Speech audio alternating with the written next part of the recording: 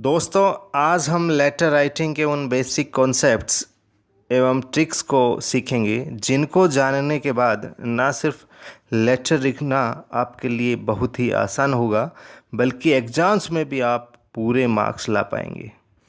दोस्तों, 10th और 12th की बोर्ड एग्ज़ाम्स के अलावा different competitive examinations like SSC, CGL, bank PO व आईएएस के साथ साथ state civil services like HCS, RAS, UPPSC आदि एग्जामिनेशंस के मेंस के सिलेबस में भी लेटर राइटिंग को शामिल किया गया है। दोस्तों, लेटर्स को हम दो कैटेगरी में बांट सकते हैं, formal letters and informal letters. Informal letters जहां फ्रेंड्स को, रिलेटिव्स को, बिलव्ड्स को, यारों प्यारों को लिखे जाते हैं, वहीं फॉर्मल लेटर्स ऑफिशियल पर्पसेस के लिए, बिजनेस पर्पसेस के लिए लिखे जाते हैं, जैसे principal, headmaster, higher authorities like superintendent of police, SDO, collector, director, manager, secretary, और लेटर टू एडिटर भी इसी कैटेगरी में आता है। बिजनेस पर्पसेस से लिखी जाने वाली ईमेल्स भी इसमें शामिल की जाती हैं। एप्लीकेशन फॉर ए जॉब भी फॉर्मल लेटर का ही एक पार्ट है। दोस्तों, चूंकि ज़्यादातर एग्ज़ाम्स में फॉर्मल लेटर्स ही पूछे जाते हैं, अतः हम इसी को लिखना सीखेंगे। फॉर्मल लेटर्स का ही एक important type letter to editor है, जो अक्सर एग्ज़ाम में पूछा जाता है। आज हम इसी को डिस्कस करेंगे। लेटर टू एडिटर न्यूज़पेपर के संपादक को लिखा जाता है। इसको एक एग्जाम्पल से समझते हैं। देखिए दोस्तों, ये एग्जाम्पल आपके सामने है क्वेश्चन के रूप में। इसमें सबसे पहले हम लिखने वाले का पता, सेंडर्स एड्रेस हम लिखते हैं, जो पत्र भेजता है या लिख रहा है उसका पता। दोस्तों ध्यान रखें, सेंडर्स एड्रेस 3 लाइन से ज़्यादा का ना हो। सेंडर्स एड्रेस के बाद हम डेट लिखते हैं, और डेट को हम 3-4 तरीक़ों से लिख सकते हैं, लेकिन दोस्तों ध्यान रखना, आपको तीसरा या चौथा जो टाइप यहाँ लिखा हुआ है, इस फॉर्मेट में आपको नहीं लिखना है। आपको पहला या दूसरा तरीका, दोनों में से जो भी आपको अच्छा लगे, सूटेबल लगे, आप यूज़ करें। ये दोनों ही तरीके सही हैं। दोस्तों, डेट के बाद आप एक लाइन ब्लैंक छोड़ दें और रिसीवर्स एड्रेस, जिसको आप लेटर लिख रहे हैं, उसका डेजिग्नेशन और उसका एड्रेस आपको यहाँ लिखना है। इसमें जिस अथॉरिटी को हम लेटर लिख रहे हैं उसका पद या डेजिग्नेशन सबसे पहले लिखें। दोस्तों ध्यान रखें, यहाँ डेजिग्नेशन से पहले हमेशा द या दी का प्रयोग होगा। DHE, the editor, the director, the headmaster, the principal आदि आदि। दोस्तों, इसके बाद आता है सब्जेक्ट और सैल्यूटेशन। अगर आप अच्छे नंबर लाना चाहते हैं और बच्चों से हटकर लिखना चाहते हैं, तो दोस्तों आप सब्जेक्ट से पहले सैल्यूटेशन का प्रयोग करें। ये लेटेस्ट तरीका है और CBSE ने भी इसको अप्रूव किया है कि सैल्यूटेशन को हम पहले लिखें और सब्जेक्ट को सैल्यूटेशन के बाद लिखें। हालांकि अगर आप पुराना तरीका अपनाते हैं और सब्जेक्ट को पहले लिखते हैं और सैल्यूटेशन को उसके बाद लिखते हैं, तो भी आपके मार्क्स नहीं कटेंगे। लेकिन अगर आप लेटेस्ट ट्रेंड को फॉलो करते हैं तो निश्चित रूप से आप एग्जामिनर को इम्प्रेस कर पाएंगे। सैल्यूटेशन में हम डियर सर या डियर मैडम आप लिखें। इसके बाद सब्जेक्ट को लिखें। सब्जेक्ट आपको आसानी से आपके क्वेश्चन में मिल जाएगा। अगर हमारे एग्जाम्पल की बात करें हम, तो poor law and order condition, ये आप सब्जेक्ट के रूप में लिखें। थोड़ा ध्यान रखें कि सब्जेक्ट ज़्यादा लंबा नहीं हो, 4 से 5 वर्ड्स का सब्जेक्ट आप लिखें, कोशिश करें।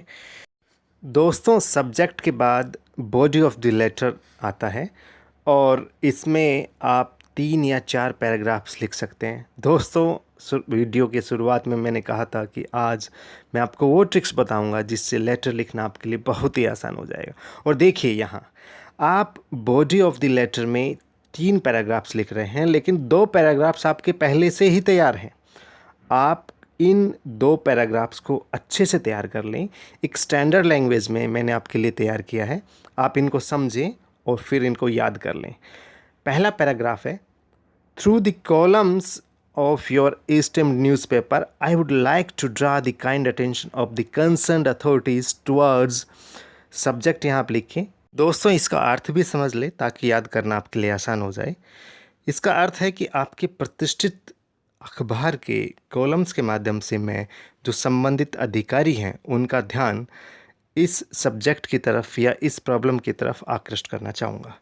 सेकंड पैराग्राफ में आप प्रॉब्लम से संबंधित कुछ लाइंस जो आप लिख सकते हैं, 2-3 लाइंस वो आप लिखें।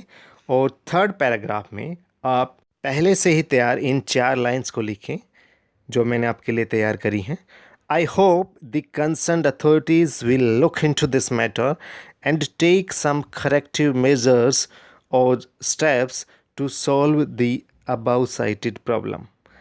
अर्थात मुझे पूरी आशा है कि संबंधित अधिकारी इस मामले की छानबीन करेंगे और कुछ सुधार के लिए कुछ उपाय उठाएंगे, जो प्रॉब्लम है उसको सुधारने के लिए प्रयास करेंगे। और लास्ट लाइन के रूप में आप I shall be grateful if you publish this in your newspaper. मैं आपका बहुत धन्यवाद दूंगा, बहुत आभारी रहूँगा अगर आप मेरी इस इन्फॉर्मेशन को, इस प्रॉब्लम को अपने न्यूज़पेपर में छापें। लास्ट में थैंक यू आप लिखें और कम्प्लीमेंट्री क्लोज के रूप में आप हमेशा योवर्स फेथफुली ही लिखें। यहाँ छोटी छोटी बातों का आपको ध्यान रखना है दोस्तों।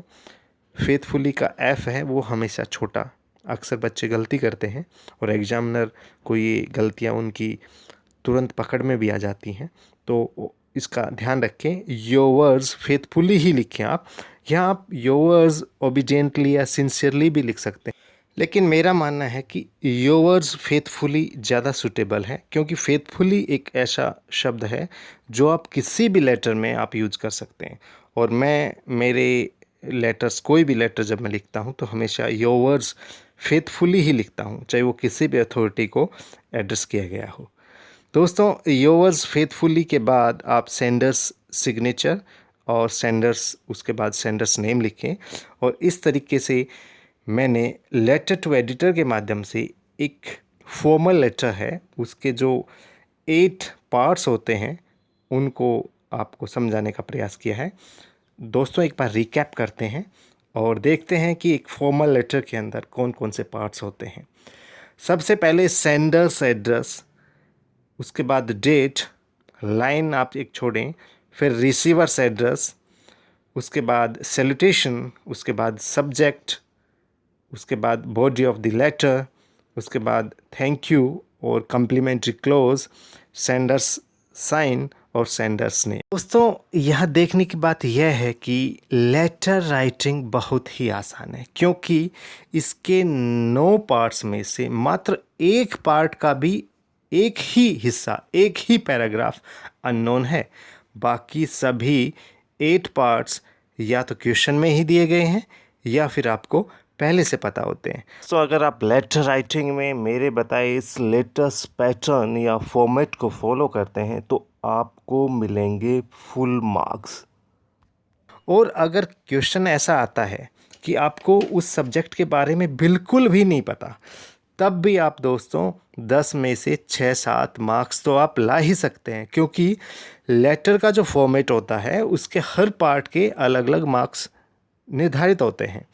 जैसे अगर हम सपोज़ करें कि हमें लेटर का सब्जेक्ट बिल्कुल नहीं आता, लेकिन हम सेंडर्स एड्रेस तो लिख सकते हैं।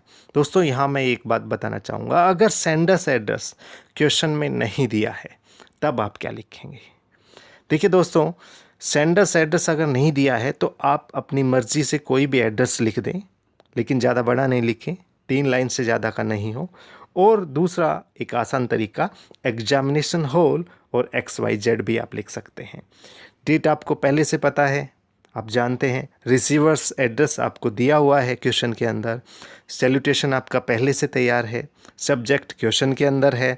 बॉडी के 2 पैराग्राफ्स पहले से ही मैंने आपको बता दिए हैं। थैंक यू और कम्प्लीमेंट्री क्लोज आपका पहले से तैयार है। मात्र और मात्र आपको एक पैराग्राफ बॉडी के अंदर शामिल करना है।